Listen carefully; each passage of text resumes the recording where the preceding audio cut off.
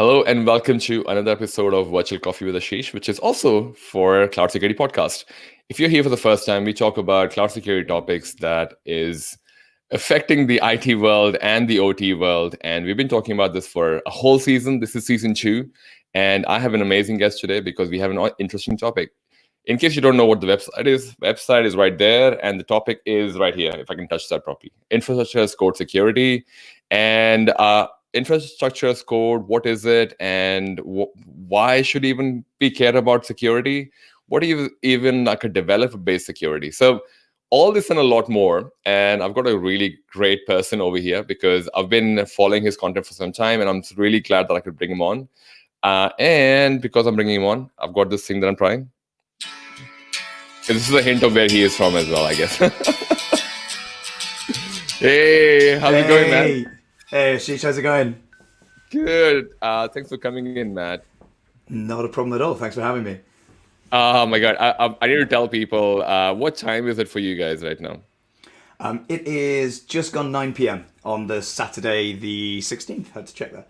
Oh, Yes. I do appreciate it if we're staying up awake, but I do have my remedy for keeping myself awake.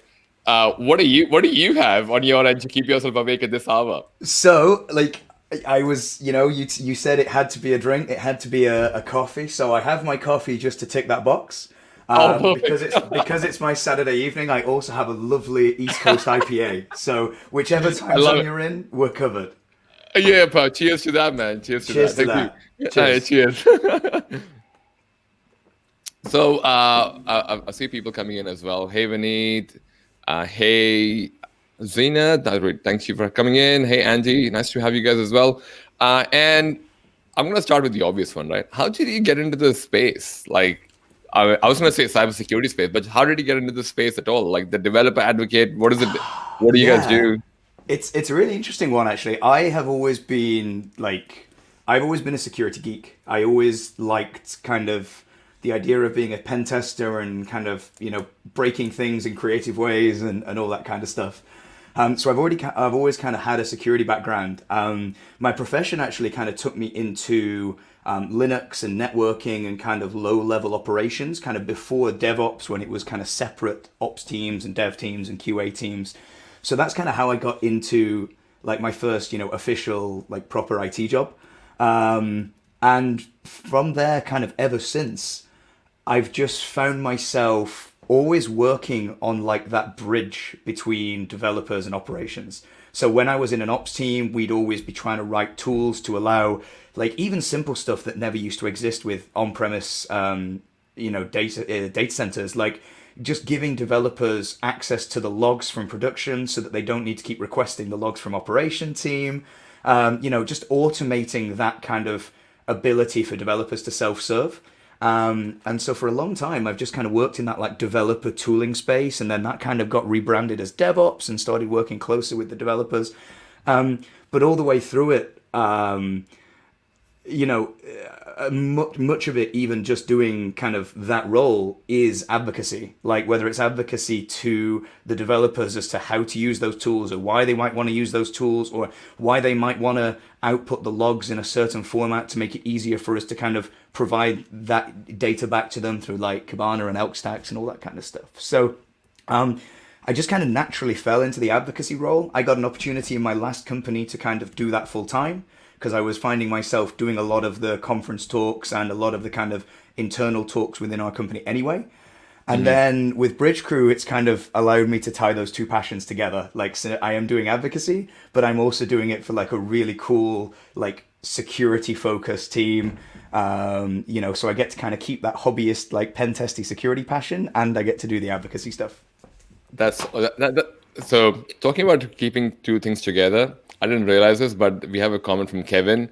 In his part of the world, this is completely off topic, by the way.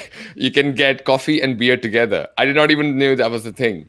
That sounds Like, amazing. so what you may have created something which is like, even by starting the call, there is something that there should totally explore. Thanks to Kevin. I don't know, out of curiosity, what country are you in, man? And where is this thing, style coffee blender?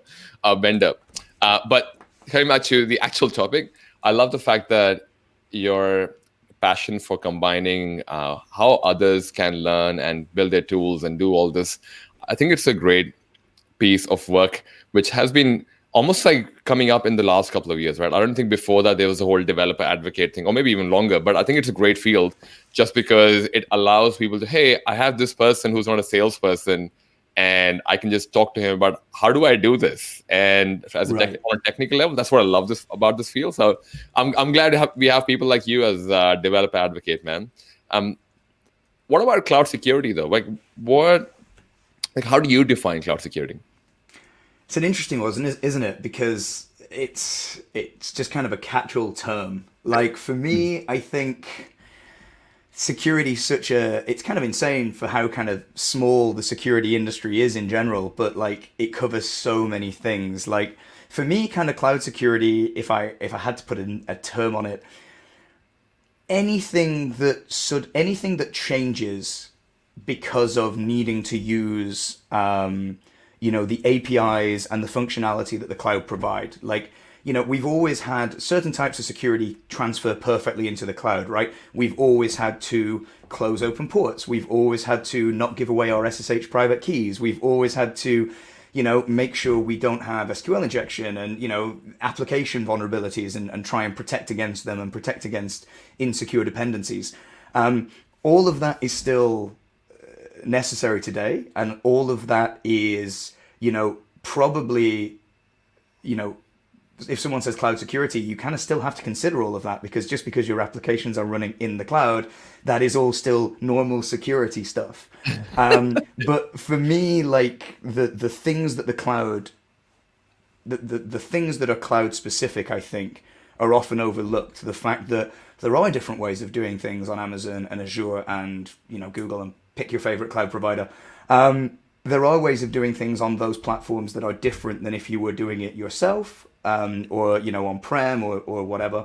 And there are APIs that didn't exist. And for example, IAM, like that is a AWS only thing. And getting that wrong could allow someone to assume an admin role into your account and access all your resources. Like that is 100% cloud security, because that is a security thing you need to care about that you wouldn't care about if you weren't running in the cloud, because it's something that only exists to enable that cloud service. I guess that's how I'd define it. It's an interesting That's right. question. Yeah, and to your point, in an on-premise world, identity, depending on the organization, identity is actually a whole team.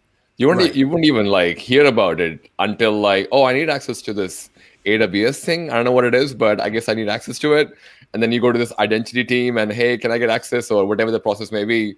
But in a cloud world, because identity is considered like, I guess, the crown jewel for a lot of, or again, that's the new parameter as a lot of people are calling it. Right. It's kind of like the obvious, like, oh, if anyone gets access to identity, you have access to the whole data center. And Yeah, like it's the downside of it being AP multi-tenant APIs that anyone can use is there has to be a way of granting anyone in the world access to those things that anyone. Yeah, so yeah, that kind of that side of things, I definitely see as cloud security, and there's a few other things that like it's not really security. It's more that historically we got away with doing security through obscurity.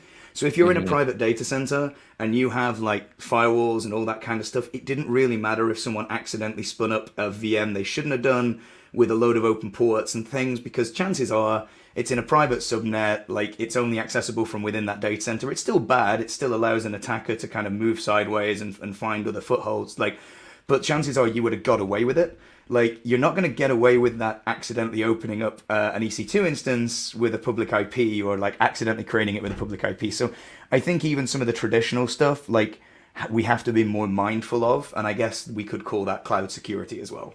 yeah, yeah. And to your point about, because the topic is infrastructure as code, and for some people may not even know what infrastructure as code is. What is infrastructure as code, and what is infrastructure as code security? Right. So yeah, like everything we've kind of just talked about there, like I do come from like a proper like hardware Linux operation geek side, so you probably noticed like what I was Mhm. just talking about was SSH and VMs and spinning things up, like Yep. all that kind of like everything you do in the cloud nowadays, realistically, unless you're just playing around, unless you're just kind of learning a new feature or a new thing, you're realistically not going to be using the UI to spin up your resources. You know, across any cloud provider, you're going to be using the APIs, or you are more likely going to be using some kind of tool or framework that consumes those APIs, like Terraform or like CloudFormation, um, so that you can kind of, you know, version and kind of maintain a bit of sanity on what infrastructure you're running. And so any kind of security aspects around like how you are writing and managing that infrastructure as code, how you're codifying your, like I said, be it Terraform, be it serverless framework, be it CloudFormation, anything you can do to kind of embed security at that level, so that you're not only thinking about security risks once you have real infrastructure running. Like infrastructure as code security allows us to think about security before we even apply that Terraform, before we even run that CloudFormation, and allows us to kind of try and detect things before they even make it to production. In the same way you'd run kind of security tests and, you know, unit tests and things against your application code base. You wouldn't just find out it's broken when you deploy it to production, hopefully. You know, you'd do your best to kind of have some kind of CI system to make sure you're catching issues first. Yep. And do you find this is quite common? Like the whole infrastructure as code, is it becoming common? Like, do you feel, because I think I hear a lot of people talk about the fact that you and I are total believers of this fact that we should automate everything and we should have the infrastructure as code. Do you find that a lot more people are coming into the space? I think from the conversations we've been having, like it is growing. The message is getting out there that actually like infrastructure as code is kind of mature enough, that this is how you should be running it. And I think there's also a scenario where, you know, the number of products from each cloud provider now and the number of dependencies you need. So for example, spinning up, I think it was a Kubernetes cluster in Amazon. Like if you actually look, like there's Terraform modules for that now, because even in Terraform, the individual number of objects you need, like a VPC and a subnet and a VPC and this and this and this and this and this, like it's just not really feasible to manage a cloud estate anymore without infrastructure as code. So I think purely for that, you know, engineers are lazy in a good way kind of thing. I think, yeah, infrastructure as code's like the only way people are realistically going to get to that problem. And I think that message has definitely been growing in the last kind of couple of years, that this is now the way to do it. I thought that was supposed to be a secret between all of us, that we don't tell them we're lazy. We just charge them for the 8 hours you spend. But sure, Matt, I'm one of the hardworking people, just in case my boss is listening. I was like, Yeah, sure. I mean, if it's me, like I always say, I script badly in Python when I have to. So, you know, I probably did spend 8 hours writing the automation to. That's the thing. And I love that about automation. And I feel like everyone's trying to, and I must clarify the point that you and I are both are trying to make about automation. It's not the fact that it's just lazy. It's just the fact that, well, you can work on more interesting things instead of repeating the same thing again and again. Right. And I think, do you find this is more developers, or is it more security people, or is it a mix of people trying to work in this infrastructure as code security space? Because I do want to go a layer deeper, and I think you know where I'm going with this, but I'm keen to know, do you find like an equal spread?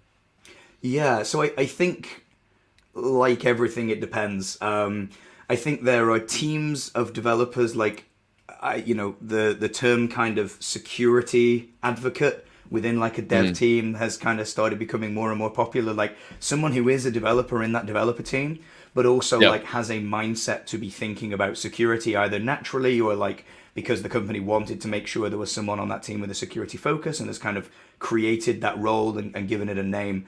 I think you have dev teams with like mindsets like that, where people have either been bitten by security before, and you know really want to ensure that they're thinking about security as part of their dev pipeline. But then I think equally you also have developers that are just focused on product version updates, deadlines, you know, and security is still a little bit of a pain in the ass. And in those teams, you might have a security team coming with a massive like you know, list of checkboxes for a given validation or compliance. And, you know, there's still that kind of us and them mentality of security are slowing us down. So Yeah. I think you do get both. I still certainly see both sides. Yeah. And one cool thing about infrastructure as code security is actually showing kind of people who are still a little bit reticent and see security as a blocker, actually how using automation, using infrastructure as code, you can actually turn security into an enabler. Like it doesn't have to be I spend a manual day of my week going through security issues. You know, you can just have that peace of mind as part of your pipeline. Oh, so and is that what would be developer first cloud security? I think I've heard you talk about that in some of your talks. What is developer first cloud security? Yeah, so exactly, developer first cloud security or DevSecOps, because we seem to need to give everything an acronym these days. Yeah. Um, Yes. like I'm still not over the fact we now give vulnerabilities their own websites and logos and stuff. But anyway, Oh yes. All of us are being scarred because yeah. clearly I'm not gonna go into that, but otherwise this might turn into a bitch fest. But yeah, right. Was it Heartbleed that started that particular? Anyway, Yeah. yeah. So just like we had, you know, kind of the DevOps movement, right? When Yeah. suddenly your dev team and your ops team took like, I'm probably going to give a horrible like recap of DevOps here, but like, the idea that you take the two teams, merge them into one team, and they all have a shared responsibility for the entire life cycle of the application, so that you need to automate, you need to work with the ops team and the ops team with the dev team from the very start to ensure logging, self-serve, CI/CD.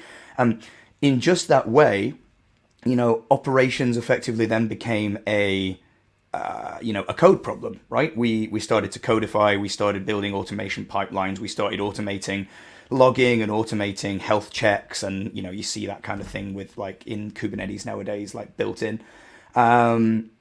In just the same way, like security teams embedding themselves or becoming part of the responsibility of the dev team as well, like that's developer first security. So instead of having your ops and your dev stuff in your dev team, and then security still being a bunch of dashboards and a bunch of tools by a security team somewhere completely separately, you're actually taking the same approach. How do we build those security checks? How do we build security validation? How do we do that in a codified way that doesn't feel to the developer like taking a break from their development to go and do some other stuff somewhere else? And a fine example of that would be, so we have, and we'll talk about open source tools like Chekhov and things like that. Yeah. But our Bridgecrew platform, for example, can integrate with GitHub to do automatic security scannings of pull requests.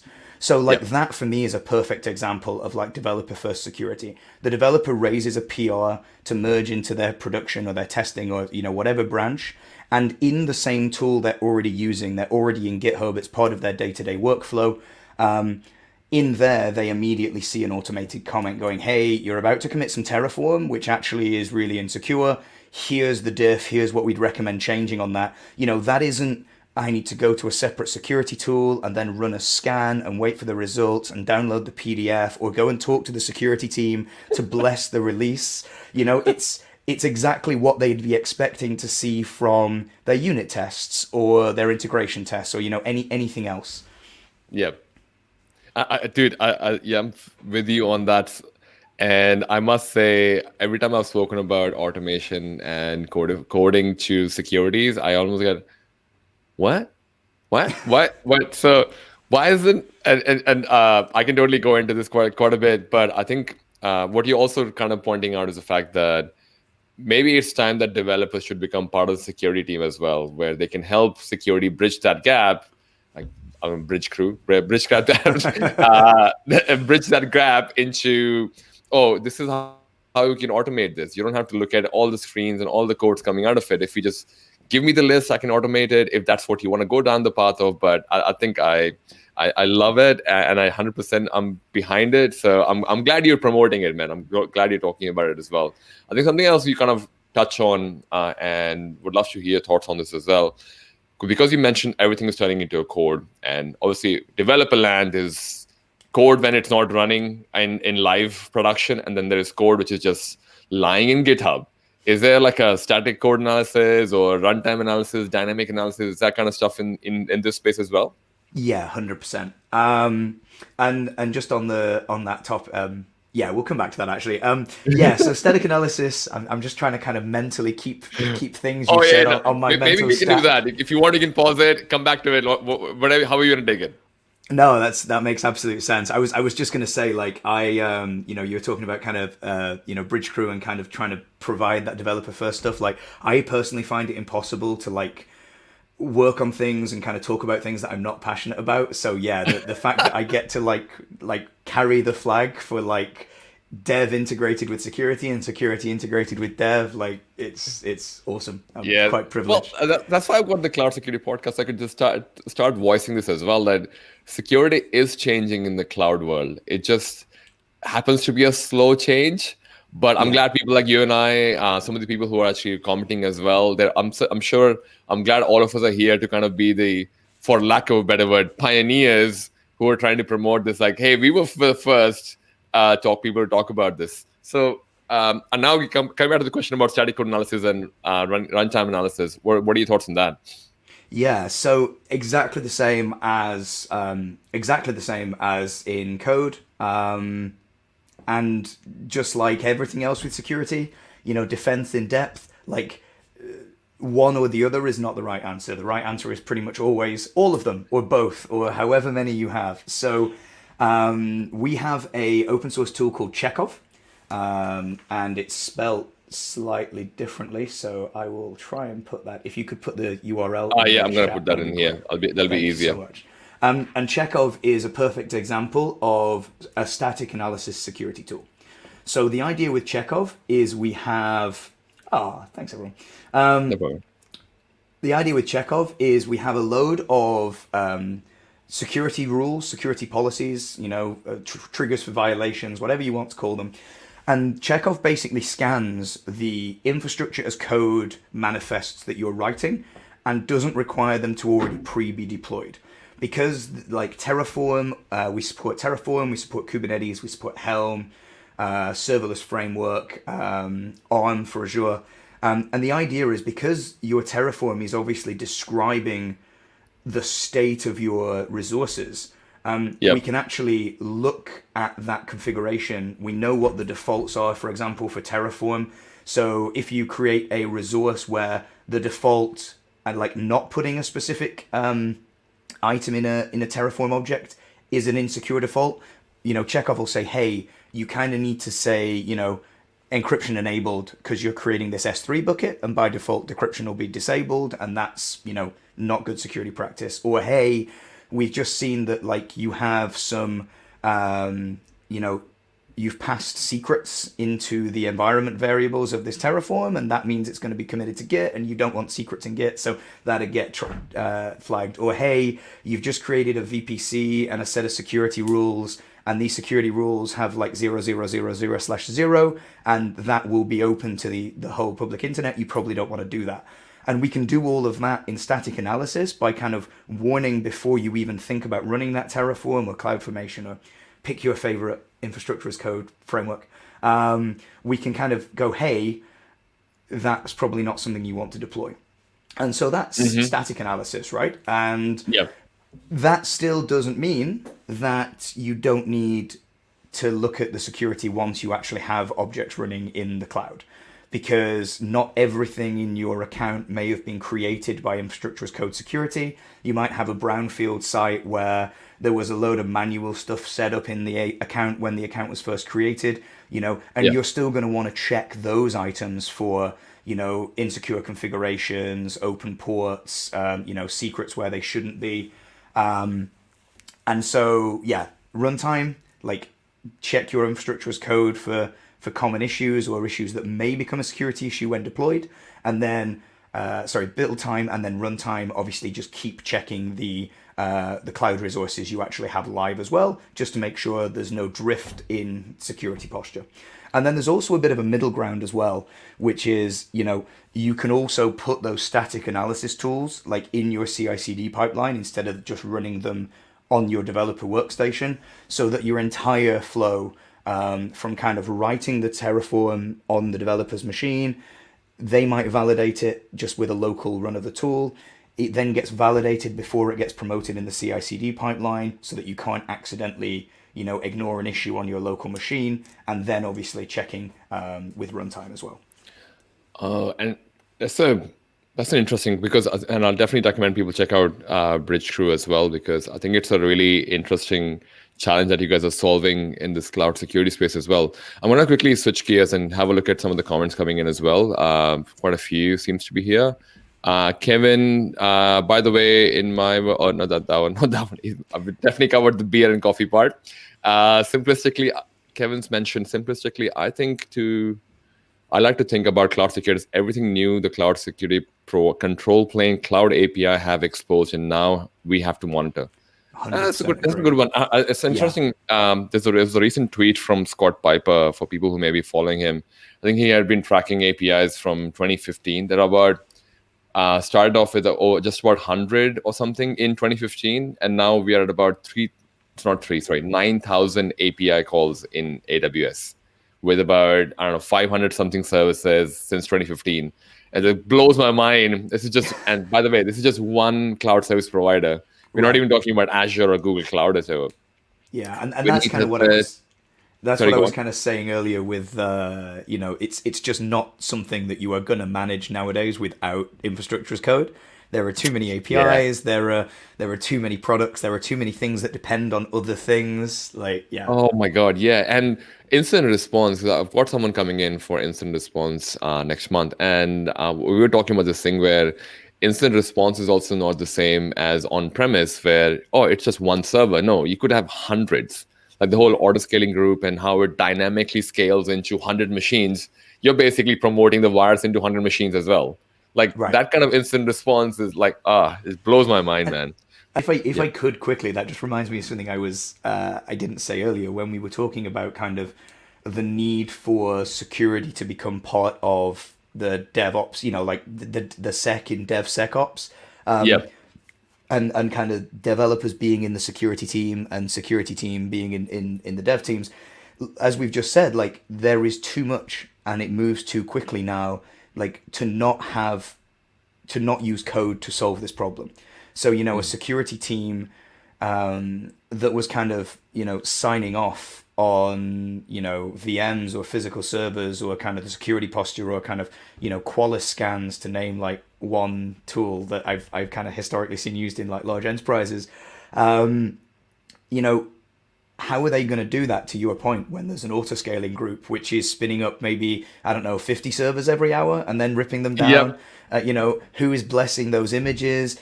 What are you doing about lambdas, which may or may not be getting updated every few seconds? Like, there's just too much movement to not take a codified approach to fix it, to monitoring that. Yeah, and again, this is just one cloud service provider. Like, what if you have Azure and Google Cloud in the mix as well? So yeah, it's a scale is a challenge in cloud for all teams, I guess. Right. I've got a question from Casey as well. With cloud networking, is it almost a requirement to learn YAML, Python, or JSON for a guy with little coding experience? Should I focus on these? What are your thoughts on this? I read that earlier in the chat. I think networking especially, like YAML, you're not really going to get away from it, because no matter which infrastructure as code framework you write in, you're probably going to be writing some YAML or some JSON. So the basic syntax of YAML and JSON, and use like an online like syntax testing parsing tool to kind of understand the basics of that syntax. I think that's necessary. In terms of Python, I don't think so. Like, I like Python, and I kind of bridge that gap between like ops and code and dev and things. But there's enough maturity in like Terraform modules, for example. Like learning Terraform and understanding like how the Terraform VPC module creates a VPC in your cloud environment, or how you add security rules, or how you do VPC peerings and things like that. I think there's enough maturity in those objects within Terraform that you could probably just learn an infrastructure as code language, and kind of keep yourself away from Python. Unless you're doing some like really like cutting edge customization stuff, I'm pretty sure that the networking side of those tools is pretty solid. Yeah, that's a great answer, man. I think worthwhile calling out because Terraform would make you cloud agnostic as well in a way. Right.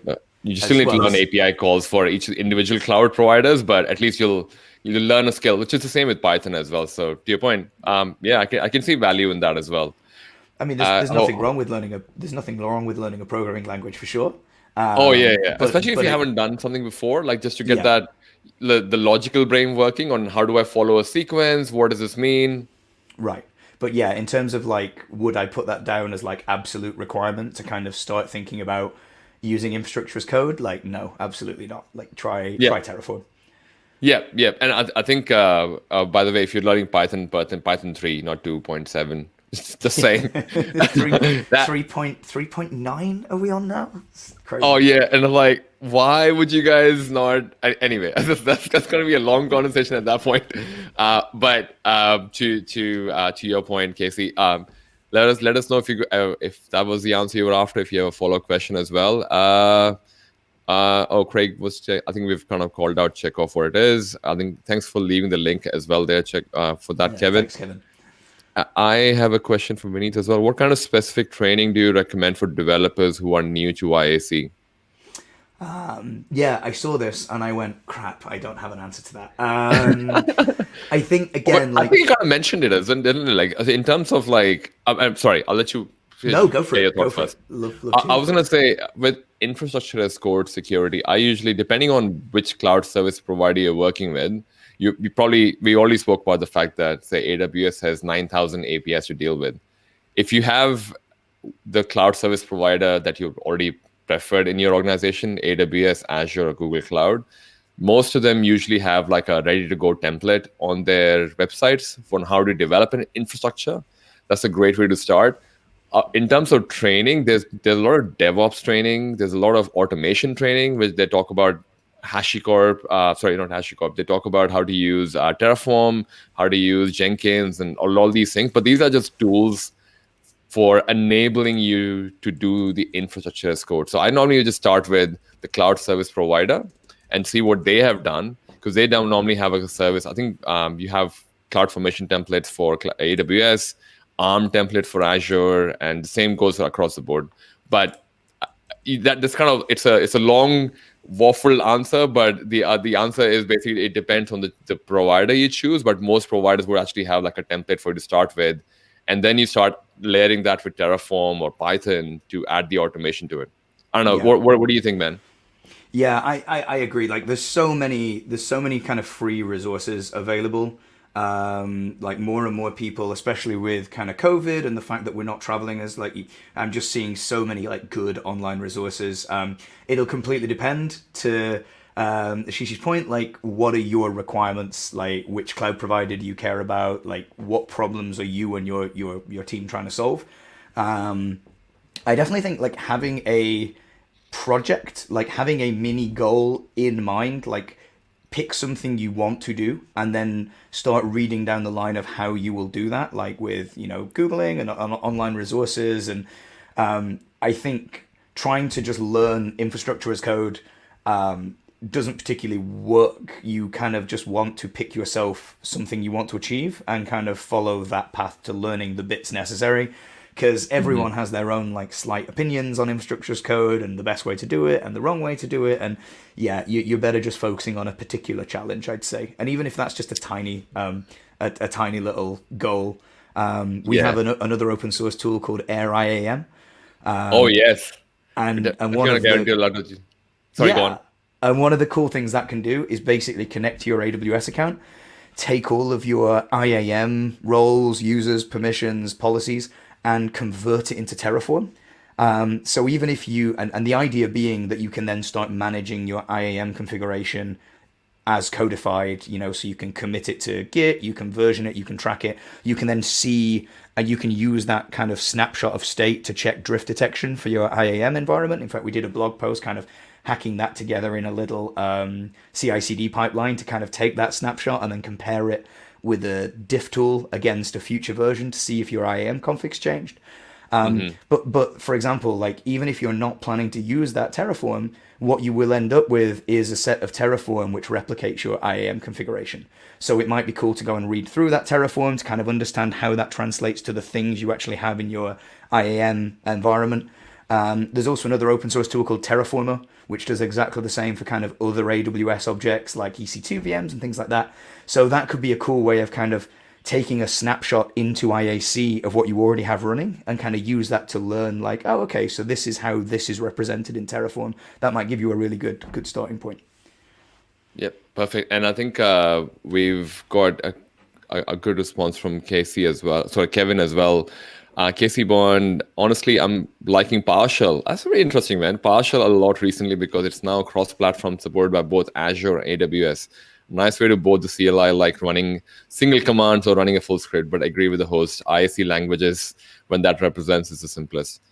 Yeah, I didn't realize PowerShell was cross-platform. Yeah, That's good to know. Yeah. I'm also intrigued what he means by supports by AWS. I'm going to have to add that to my list of things to go and research. Like, Yeah, does that mean that like the CLI. AWS CLI has like auto completion and like like some PowerShell like objects to make it work really Actually, well? Or oh yeah. So I know for sure PowerShell definitely has allows you to install AWS CLI. So unless that's what he's referring to, oh actually maybe. Oh, yeah, but I guess yeah, that's a good point. But I guess the only challenge would be PowerShell would mean you would need to have a Windows OS.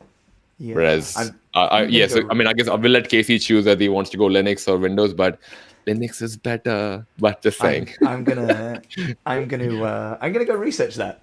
But yeah, Yeah. it's No, gonna there you take a go. lot. So It's gonna take a lot to get me he away shared the from link as my. well. It's gonna take me a lot to get me away from my Oh My ZSH shell. Oh yeah, Z Shell. I'm the same, man. I'm the same. I'm like, no, thanks for that link, Kevin. And I think it definitely. It took me a second, but I realized I think what he's referring to the AWS CLI on for PowerShell as well. It's for both for PowerShell and Linux. Thanks for sharing that, Kevin. I think Chintan's here. Hey Chintan, how are you, man?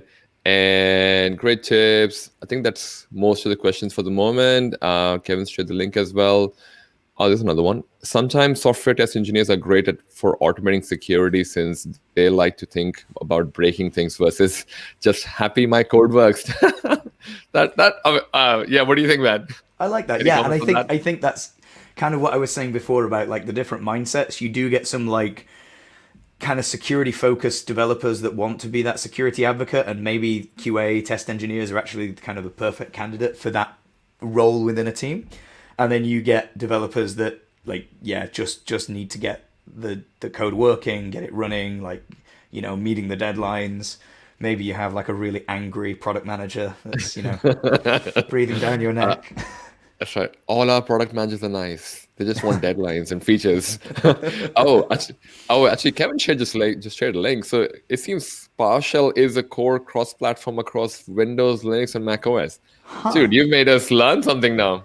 That's cool. Uh, yeah, Microsoft's I'm doing definitely the gonna. whole like Microsoft's like really embracing the whole open soft bandwagon thing, aren't they, at the moment? Yeah, and Like, it's a great podcast to be bringing this up as well because we're gonna go into the whole open source versus paid versions as well. I was gonna bring up that, but coming back to our actual interview, thank you guys and keep those questions coming in terms of we spoke about the whole static analysis and runtime analysis, and I believe Bridgecrew has a few products in this space as well. We mentioned Chekhov already. You mentioned AirIM already.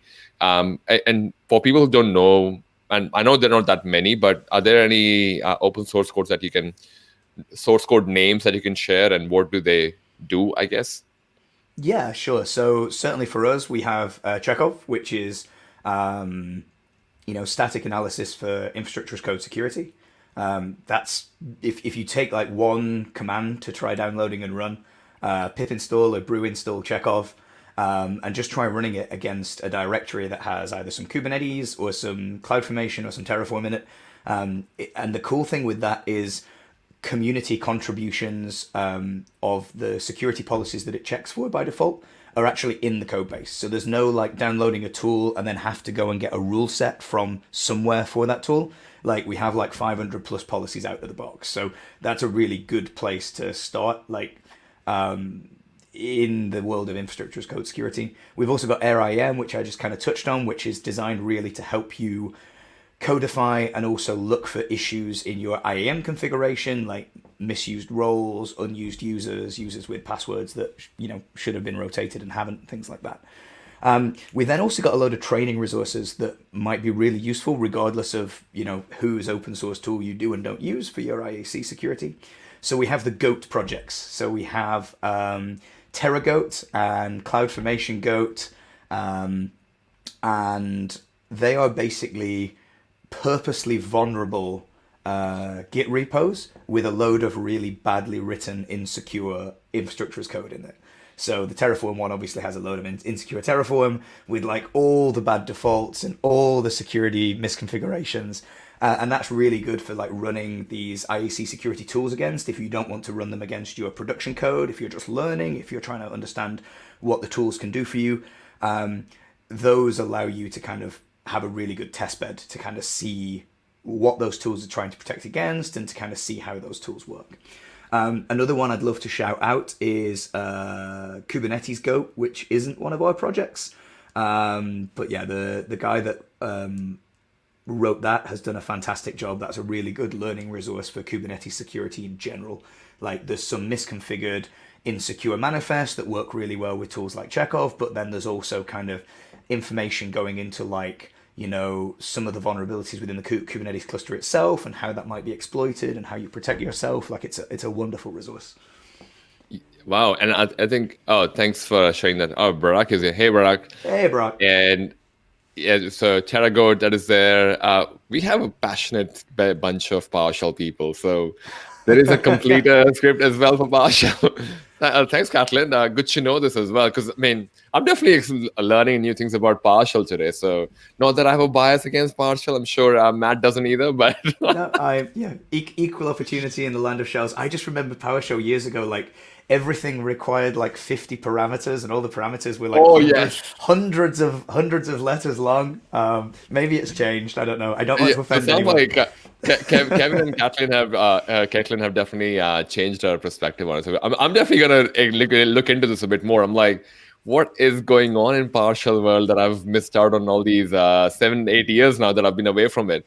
But to your point about, I'm glad you bought the tools and the open source vulnerable tools that you've been working on. And I'm going to go back to what Casey was talking about earlier. These could be a great way to start for what not to do and what not to deploy in production as well. I think there are a few other projects. I think if you are into just learning about cloud security as well, there's a person named Scott Piper. He has some really awesome resources. I think he started the flaws.cloud as well, which is like a great place to go in and have a look at what a vulnerable AWS environment would be. Although there is an opportunity for people to create something similar in Azure as well as Google Cloud. So Kevin, Caitlin, I'm looking at you guys to create something like a WebGoat or something else, like a TerraGoat or something, or in Azure or Google Cloud. But these are great tools, man. But I was going to say, for people who may be starting off today, like sometimes like Casey or otherwise, how do you reckon? Thanks for sharing that link as well. How do you reckon they like where should they start? Because it could be overwhelming, right? We've already listed at least 10 tools right here or 10 open source repositories right here, and that's a great link that Matt wanted to share with you guys. Like, where do you start? Like, I think, is there like a place you recommend, like for people like Casey and others who may be listening to this for the first time? Where am I going to start this? Yeah, like kind of, and by the way, that link you've just shared is something I really wanted to just touch on for kind of further reading. We were talking about open source repos for IAC security. It'd be remiss of me kind of not to highlight this because Christoph's done a great job of kind of taking kind of Chekhov and other open source IAC security tools and kind of doing a bit of a showdown and kind of showing the differences and showing how you write your own custom checks in each one and kind of really going through like the current landscape of open source kind of infrastructure as code static analysis tools. And it's a wonderful write-up. So I just wanted to share that with everyone. And then, very, very similar to the where would you start to learn infrastructure as code question, I'd say. Have a goal. Everyone will have an opinion. Like everything else online, there will You be mean partial opinion? Is that- right, yeah, like everyone will have an opinion which may or may not be marketing and may or may not be technical. You know what I mean? Like half of the Oh yeah. results you will find on any search for any of these topics will be companies trying to sell you training. Half of it will be a marketing opinionated version from XYZ company. So I think definitely having a goal is important. And one thing that you will find is unless you're kind of in a brand new environment, chances are there will be security violations, right? There will be things in your Yep. current environment that need fixing. That can be really daunting.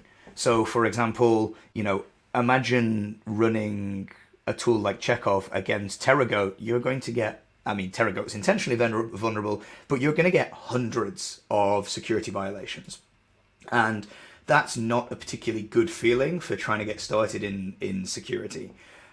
So I think one of the things I would say is like as you go through and like run these tools, try and find tools that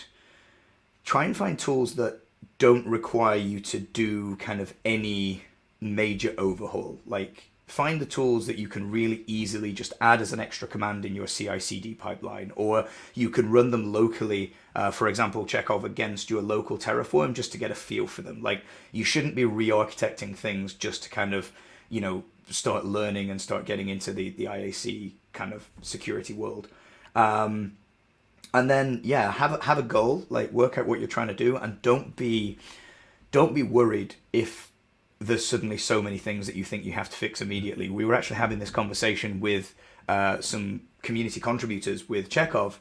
How do you, as a security team, let's say you say tomorrow, right, we want Chekhov to be in the CI/CD pipeline of all of our company's infrastructure as code repos, and we're going to block deployment if there's any issues flagged up by Chekhov.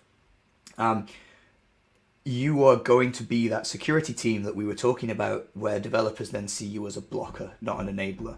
So we were almost talking about like, is it worth thinking about a security tool that yes, there are issues, but maybe it only like per pull request or per commit, maybe it just picks the top 3 of the issues off the list and expects that developer to fix 3 of the 100 issues and then allows the deployment pipeline to go on. It doesn't allow you to introduce any new issues, but if there's already a massive backlog of security issues, you accept that they are not all going to get fixed, immediately. So don't be, it's better having that information and understanding your security posture and your security footprint. Like, even if you're not going to be able to fix it all immediately after. So don't be scared of the output, I guess, is what I'm trying to say in a really roundabout way. It's better to have that data. It's better to have these tools and understand. And also, don't kind of question yourself either. Like, you know your code base, you know your product, your app, whatever you're doing. Like, security tools are going to spit out general security violations. It might be that that security violation doesn't apply to you. It might be that you actually have a reason why you need that to stay as it is. So, it's not gospel as they say. Don't be worried about all the violations. It's better to just kind of understand the state you're in and then work out like where to go from there. That's a good response, man. And I think it's a good addition to have Chintan's comment in here as well. If anyone is into any of the 9,000 AWS APIs, AWS CDK uses. So and this is a good point because you may find that a language which you are comfortable with, like I think we mentioned Python earlier, but someone might find TypeScript is much more easier for them to understand. So there's something for everyone. It's just that you need to find what's the one that works for you. Thanks for that, Chintan. And I definitely feel it can be overwhelming. Rome wasn't built in a day, so one bite at a time, my friends. And I love the fact that we have so many people who are actually passionate about this. I do want to call out Kevin and Caitlin as well, man. Like, they've opened my eyes towards the whole PowerShell world that I was totally ignoring for all this while, that there is so much opportunity there as well that we could be working on. So if instead of Python, PowerShell is where you rock, oh my God, like there is a cross-platform opportunity there as well. So there's so much more to this space than I guess what comes out. And I did want to kind of switch gears on one more thing with people with no security background as well. Do you reckon they probably should?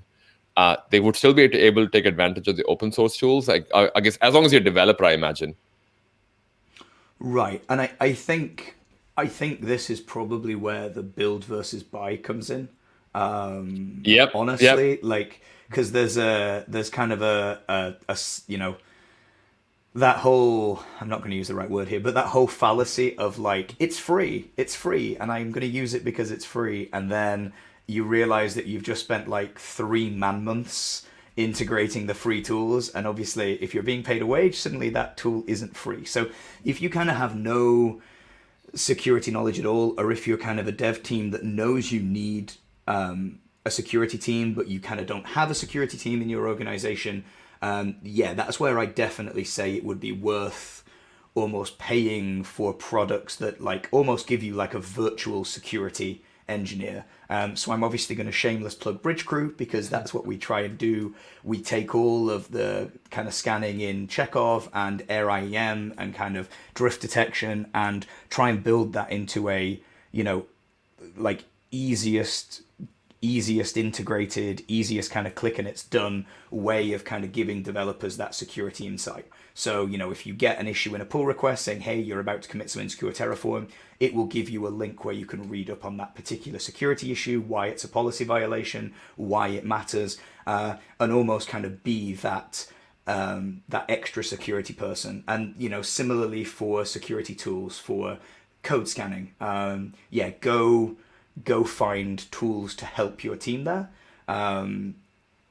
If it's a developer that wants to kind of move into kind of being a security professional, obviously I'm never going to say don't do that because it's an awesome industry and an area of the industry to be in. But like if you have like deliverables and deadlines and you just know that you have that gap, that's probably a good build versus buy conversation. That's awesome. I was going to say to any developer listening, if you're trying to get into security, it's a great field. Get Do into it. it. Do it. We Do need more it. developers on the security side, just saying, because we definitely are trying to bridge the gap. I'm going to keep using the bridge analogy now. I love it. Like, I'm stealing that. Yeah, yeah, get like into keep bridging this. get into security. We do podcasts and drink beer. It's awesome. Yeah, that's right. I think I was going to say in terms of 100% supportive developers getting into the cybersecurity space because we definitely need to fill the gap. And it's also worthwhile calling out that it's an industry which has enough resources out there to help you start that journey. I think we've already spoken about some of the tools already. And to your point about the best tool for the best job, like if you are a team which has, I don't know, 9 cloud security engineers and 50,000 developers, and you guys can codify the whole thing, you might think that, oh, I don't actually need a paid version until you get to that point. But if you are like a really small team and maybe even one person developer, one person security in a startup, maybe sometimes the Yeah. paid option may be a better option. So yeah, I And think you're pretty right. yeah, and it might be that, that just gets you to where you need to be. Like, you're solving your immediate issue within your team to kind of Mm. overlay that necessary kind of security oversight and security scanning into your team. But, if you're interested in the security side anyway, like, that doesn't stop you then getting really into reading the violations, understanding it. You can almost use that product as like, known good knowledge in the field of security to kind of start learning and understanding and kind of, becoming more security minded yourself and kind of start your journey that way. Yeah, awesome. And I think we have. Come on, Kevin. You don't have to say last partial comment. We don't hate you for this, man. Like you can totally be partialing. You're totally geeking out on partial. I think that. By the way, Kevin, I'm gonna say hi to you after this because I definitely would love to know about the partial thing. So, last partial comment I'll make for the day. But after I learned about combining commands into pipeline, reminded me of the pipe forward operator from F sharp. Oh, I don't even know what F sharp is. Like, there you go. I'm like, do you know Is what that F sharp is? Or is it is C that like sharp? two better than C sharp? Yeah, I guess. But I'm definitely going to say hi to Kevin after this. Expect a That's message from cool. me after this, Kevin, because I'm definitely keen to know about the space, man. So, and this doesn't need to be the last comment. If it helps people, I'm all for any. I think we just talked. That's why I brought this up because the right tool for the right job is what we're looking at. Yeah. If PowerShell solves it, then that's what it is, man. So I thank you for think sharing that as well. I think PowerShell's just found itself a new developer advocate. Yeah, Kevin, you should reach out to Microsoft, man. This is the thing. I'm gonna switch gears now. I think we've been talking about infrastructure as code as security for some time, and we touched on open source versus a paid version as well. I want to and conscious of the hour that we have. Is there a I guess how does one start in the whole open source space, right? Like I think we might have people over here, they want to contribute. They've heard all these tools. Oh, what am I looking at? I'm like making my own repo, solving my own problems. Like where do I stand in this case? Yeah, sure. A few again, it will depend on like what that person is trying to achieve. Yep. But like all the open source kind of security scanners, like obviously I'm going to kind of focus on Chekhov, but as I said, we kind of have the checks out of the box as part of the code base. Yep. So you can also write your own checks if you don't want to kind of open source them. But yeah, if you want to contribute, like one of the easiest ways to contribute to kind of security posture is if there's something you want to check for in your environment that isn't one of the default checks, write a check and submit it as a pull request. So not only is it then going to be by default in all the future versions of Chekhov you may or may not use across your infrastructure, but they're super simple to write, and because they're all already in the code base, there's a load of examples to kind of go and look through and learn how to write those checks. Yep. So definitely kind of contributing checks, whether it's to Chekhov, whether it's to any other kind of open source security or policy tool, I'd say that's probably like the easiest and would definitely be a really well received route into contribution. Yeah, I think so. And to your point, if they find that their problem is really unique, you could still make your own tool and add that as a check into Chekhov or any other open Right. source tool of your choice, because that way you're giving it out to the community as well, so other people can benefit as well. I think it's kind of like the whole you're sharing your knowledge kind of a thing. Like I think this the same way we've been talking about all these different technologies and 9,000 APIs and everything. I think we've only reached to this point because there's a lot of people who have contributed into the space and saying, "Hey, I'm not going to keep this secret because I think it's generic enough and non-sensitive enough that it can be shared across. Other people can benefit from it." Like that's how I Sure. see the whole open source community. Completely. And certainly within the kind of security open source community, it's a friendly group. Like one thing I would Yeah. say, like if you're not sure where to start but you know you want to contribute, join a few Slacks, reach out to people, kind of, tell people you're looking to contribute. Like it's a pretty friendly group from what I can see. And Yeah. even that message would, I'm sure, be appreciated. Yeah. Well, I take coffees. If and apparently Matt takes beer and coffee. So At the same if you time, guys, in fact. yeah, that's right. So if you guys want to reach out and do that, we can do that as well. All right, I'm gonna switch gear for the last time this time, and I'm gonna switch into fun questions now. So some of the questions that I had, these are non-technical ones, so totally just fun questions for people to get to know the other side of Matt as well. So what do you spend Sure. most time on when you're not working on, say, being developer advocate, cloud, and all this? Okay, so if it's, well, obviously I've had a lot of time at home recently, like we all have with the COVID. Yeah. Before that, I did a lot of traveling. I'm a bit of an aviation geek, so I'm learning to fly, and I kind of like anything with an engine. So cars, planes, yeah, all Oh that wow. stuff. On the geeky side of things, I'm really into like bare metal Kubernetes, especially on like low power devices like Raspberry Pis and Intel NUCs. And so I'm working on some tooling to make the kind of bootstrapping of those environments easier, using lambdas and just trying to kind of, a bit of a pet project of mine in the Kubernetes community. But I'd like to pretend I spend more time on that than I do, but it's taken a bit of a backseat at the moment. Fair, no, fair point. Yeah, I didn't realize Kubernetes could run on like Raspberry Pi, but that's a good one. Also, Lambda, and we can totally geek out on this for another hour. So it's a Um, whole nother that is a whole nother topic in itself, but it's yeah, yeah, we should happy bring to you back chat. for that episode. We should There's bring you um back there's for that episode. there's a lightweight Kubernetes version called K3s, Mhm. which is kind of a single binary for all the Kubernetes control plane. and that's Yeah. really well suited to kind of low memory, low power environments like the Raspberry Pis. Interesting. I'm going to definitely explore that. Probably bring you back for that episode as well. What is something that you're proud of, but not on your social media? Proud of, but not on my social media. Ooh, that's interesting. Yeah, definitely not the beer, I guess. I mean, I have actually learned how to brew beer recently during lockdown, Oh, and I'm quite proud of how much I've brewed, but not massively was proud of that how your much own I've beer that you were drinking? No, sadly not. I've not got a batch on at the moment, but Oh, yeah, right.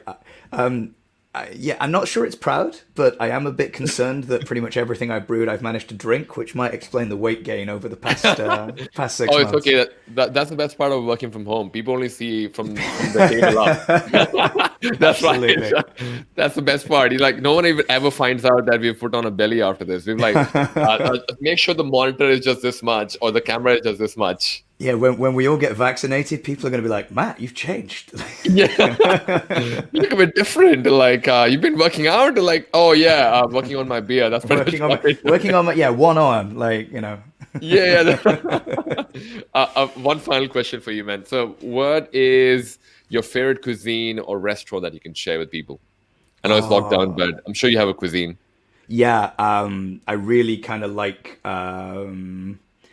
pretty much anything like Asian, Japanesey, fusiony stuff. So sushi, noodles, ramen, absolutely love that. Oh, We've got an amazing kind of restaurant like that, you know, sushi and kind of Asian fusion style in Manchester called Australasia. Which was probably like one of the last restaurants I went to before lockdown with also you my saw that taste girlfriend, in and your it mouth was as well. Like, awesome. oh, yeah, Yeah, the ramen taste is still there. Oh, fair enough. Awesome. I'm making me gonna. hungry right now. That's very late in the night for you as well. So I do respect the fact as well, man. Well, dude, this was awesome. So, where can people find you if they will have any follow-up questions or want to talk to you more about this as well? Yeah, love to. We're building a community for people that want to talk and learn and get involved in codifying security. So this whole thing of adding security into infrastructure as code, automatically kind of scanning security, everything we've talked about. So we've got the codified security Slack, and that's at slack.bridgecrew.io. But if you're not ready for the full commitment of another logo down the side of your Slack app, then just reach out to me on Twitter. I'm at MetaHuts.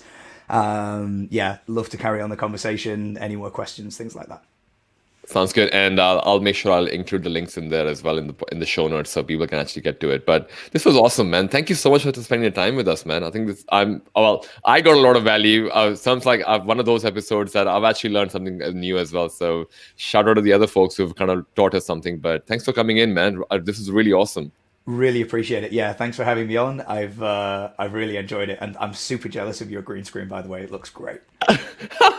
Yeah, this is me before COVID, by the way. This is a reminder of what COVID has done to me. Let me Reminder of where you will be after all this. Yeah, After all that's this right. comes That's down. pretty much it.